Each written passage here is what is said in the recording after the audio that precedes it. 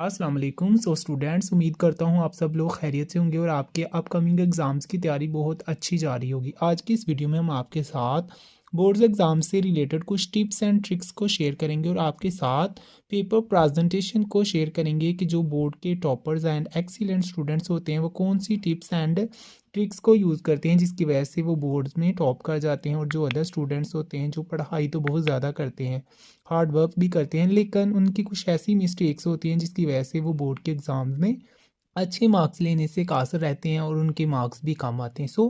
अगर हम आपके साथ बात करें तो ये हमने आपके सामने एक बोर्ड टॉपर स्टूडेंट का पेपर रखा हुआ है। जो हमने एक कॉलेज जो हमारा स्टूडेंट है उसका एक पेपर लिया हुआ है। अगर आप देखें तो इसकी पेपर प्रेजेंटेशन में कुछ ऐसी पर्टिकुलर चीज़ें होती हैं जो आम एवरेज स्टूडेंट के पेपर में नहीं होती, और यही जो चीज़ें होती हैं इनको बोर्ड चेक करता है और उसको टू दी पॉइंट अगर कंटेंट मिल जाता है, जिस टाइप का क्वेश्चन हो उससे रेलिवेंट अगर आंसर दिया हो तो इजीली कोई भी स्टूडेंट्स मार्क्स ले लेता है। अगर आप देखें तो ये हमारे पास एक स्टूडेंट का पेपर है। अगर आप देखें तो इसकी जो पेपर प्रेजेंटेशन है उसमें फर्स्ट ऑफ ऑल उसने जिस चीज़ को लिखा हो उसको प्रॉपरली अंडरलाइन किया हो और इसको एक बिल्कुल क्लियर एंड अथेंटिक वे में हाईलाइट किया हो। अगर आप देखें तो फर्स्ट ऑफ ऑल उसने सब्जेक्टिव टाइप को लिखा हुआ है, देन उसने क्वेश्चन नंबर को मेंशन किया एंड देन उसने जो रेलिवेंट शॉर्ट क्वेश्चन या लॉन्ग क्वेश्चन राइट करने हैं उसको हेडिंग के साथ अंडरलाइन किया हुआ है। अगर आप देखें तो इसने फर्स्ट ऑफ ऑल उसका जो क्वेश्चन नंबर है उसको दिया। देन अगर हम बात करें कि आप लोग अगर फिजिक्स का पेपर कर रहे हैं तो ऐसी कौन सी मिस्टेक्स करते हैं जिसकी वजह से आप लोग पेपर तो पूरा अटैम्प्ट करते हैं, लेकिन ऐसी कौन सी मिस्टेक्स होती हैं जिसकी वजह से आपके 100/100 या 60/60 मार्क्स क्यों नहीं आते। तो इसके अकॉर्डिंग आप देखें, अगर आपका फिजिक्स का कोई क्वेश्चन है येस और नो से रिलेट करता है आंसर में, तो फर्स्ट ऑफ ऑल आप उसको येस और नो के साथ आंसर करें। देन आप उसकी रेलिवेंट रीज़न को मैंशन करें। क्यों? क्योंकि आपका जो बोर्ड चेकर होता है वो आपके जो मेन कॉन्सेप्ट्स होते हैं और साथ जो मेन थीम्स होते हैं उसको फर्स्ट ऑफ ऑल देखता है। देन जो बाकी आपका रेलिवेंट डाटा होता है उसको वो चेक करता है, और अगर उसको जो मेन या टिपिकल पॉइंट है at the start board checker को मिल जाता है तो वो आगे फर्दर जो आपका पेपर होगा उसको अनइवनली मीन कि उसको इतनी पर्टिकुलर वे में या इतना बारीकी से चेक नहीं करेगा और आपको अच्छे मार्क्स दे देगा। तो अगर आप देखें तो फर्स्ट ऑफ ऑल आप येस नो में आंसर दें, देन आप उसका टिपिकल रीज़न लिखें। इसी तरह अगर आप नेक्स्ट क्वेश्चन की देखें तो नेक्स्ट क्वेश्चन में भी हर चीज़ को प्रॉपर वे में हेडिंग के साथ लिखा हुआ है और साथ साथ उसकी रीजंस को लिखा हुआ है। लाइक अगर आप कोई अनदर क्वेश्चन लिखते हैं जिसमें आप लिखते हैं कि आया कि इसमें येस नो का आंसर होगा और साथ अगर आप रीज़न लिखते हैं, ये एक टिपिकल ऐसी मिस्टेक है जिसको अगर आप लोग मेंशन नहीं करते तो आपको मार्क्स तो मिलते हैं लेकिन 2/2 मार्क्स नहीं मिलते, समटाइम 1.5 या समटाइम 1 मार्क्स मिलता है, जिसकी वजह से आपके एवरेज से कम मार्क्स आते हैं और आपके जो एवरेज स्कोर होता है वो डाउन हो जाता है। इसी तरह अगर आप लोग कोई फैक्टर या कोई पॉइंट्स लिख रहे हैं तो उसको प्रॉपर नंबरिंग में मेंशन करें ताकि आपके जो पॉइंट्स हैं वो भी क्लियर हों और आपके मार्क्स भी अच्छे आ जाएं। इसी तरह अगर हम नेक्स्ट पेज की बात करें तो नेक्स्ट पेज में आप देख सकते हैं कि अगर दो चीज़ों का डिफरेंस है तो उसको भी आप लोग सेंटर में लाइन ड्रॉ करें और दोनों को एक दूसरे के कंपैरिजन में लिखें ताकि आपके मार्क्स भी अच्छे आ जाएं। इसी तरह अगर आप इस क्वेश्चन को देखें तो जैसे ये क्वेश्चन है, can a DC motor can be turned into DC generator.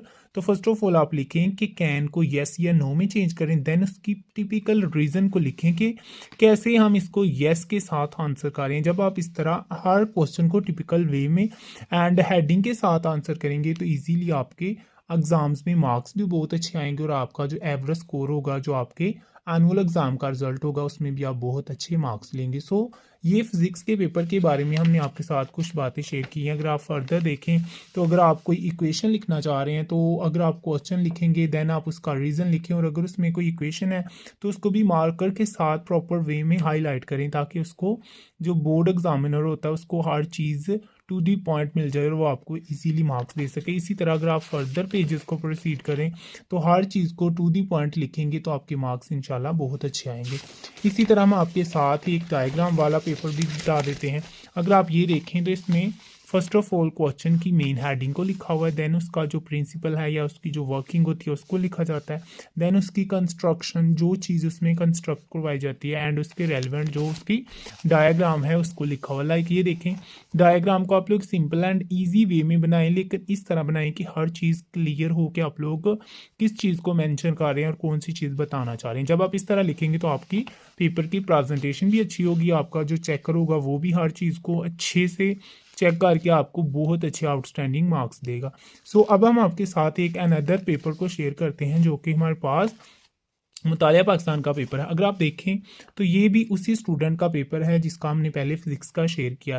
पहले आप लोग जो आपका क्वेश्चन नंबर है या उससे रिलेटेड अगर आप इंशाइया सवालात लिख रहे हैं या मुख्तलिफ सवालात लिख रहे हैं तो आप उनको मेंशन करें। देन आप लोग उस क्वेश्चन की हेडिंग दें जिसका आप आंसर देना चाह रहे हैं। जब आप उसकी हेडिंग देंगे, हेडिंग के बाद आप उस रेलिवेंट आंसर को लिखें जो आपके क्वेश्चन के मुताबिक है, तो आपके बहुत अच्छे मार्क्स आएंगे।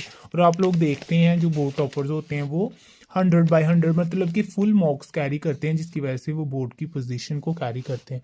अगर आप देखें तो अगर किसी चीज़ में आप लोगों को पर्टिकुलर हेडिंग और सब हेडिंग के बारे में बताया गया तो आप पहले उसकी मेन हेडिंग दें, देन उसकी सब हेडिंग्स को लिखें ताकि आपके मार्क्स इजीली बोर्ड चेकर भी दे दे और साथ साथ आपको उसके जितने मतलब कि रेलिवेंट मार्क्स हैं वो भी मिल जाएं। इसी तरह अगर आप फर्दर देखें तो जो आपकी कोई मेन हेडिंग है आप उसको लिखें, उसको अंडरलाइन करें और बाद में जो उसका मतलब कि जो आपने कोई आयत या कोई तर्जमा वगैरह या कुछ भी लिखना है तो आप उसको इन्वर्टेड कोमा में भी लिख सकते हैं या उसको ऐसे इन एक सेपरेट पैराग्राफ की फॉर्म में लिखें और बाद में उसको इन्वर्टेड कोमा में हाईलाइट कर लें।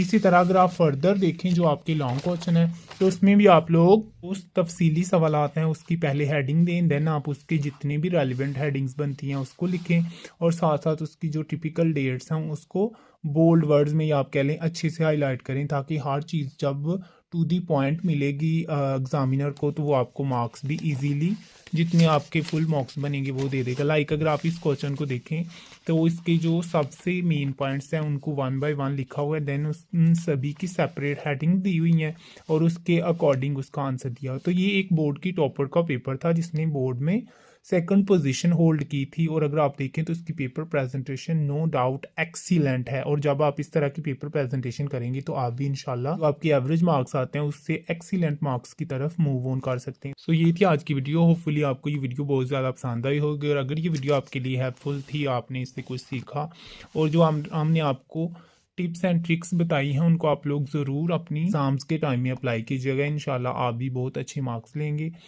Hope you and all the best for your upcoming exams. Allah Hafiz.